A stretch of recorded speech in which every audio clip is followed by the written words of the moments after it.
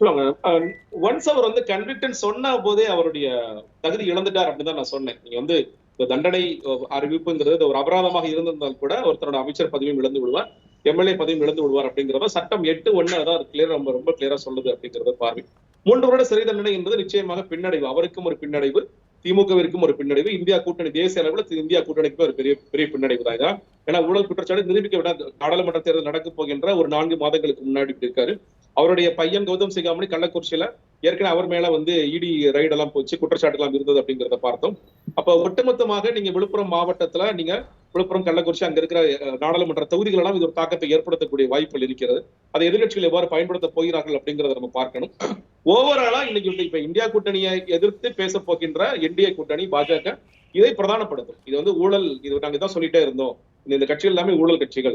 செந்தில் பாலாஜி ஏற்கனவே சிறையில் இருக்காரு, பொன்முடி வந்து இன்னும் 30 நாளைக்குள்ள சிறைக்கு போயிடுவாரு, அவங்க தான் பிரச்சாரம் பண்ணுவாங்க, பிரச்சாரம் சிறைக்கு போயிடுவாரு.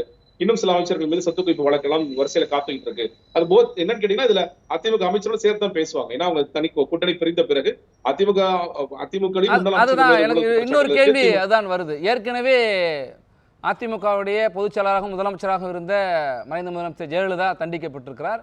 2-3 அமைச்சர்களும் தண்டனை பெற்றிருக்கிறார்கள். அப்போ முதல் முறையாக திமுகவினுடைய மூத்த தலைவர் அமைச்சராக இருந்த பொழுது இந்த தண்டனையை பெற்றிருக்கிறார் திரு பொன்முடி.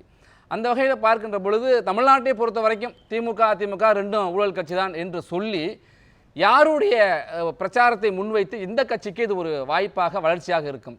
குறிப்பாக பாஜகவே சொல்றாங்க, அது பாஜகவுக்கு வாய்ப்பா இருக்குமா? இல்ல, முதல்ல வந்து திமுக அதிமுக தான் ஊழல் கட்சி, மற்ற கட்சிகள் எல்லாம் புனிதமான கட்சி அப்படிங்கிறதே கிடையாது. இது ஒரு தேர்தல்னு அறிவிச்சிட்டாங்கன்னா எம்பி தொகுதியில நாளைக்கு பாஜகவும் ஒரு 40 கோடி செலவு பண்ண போறாங்க.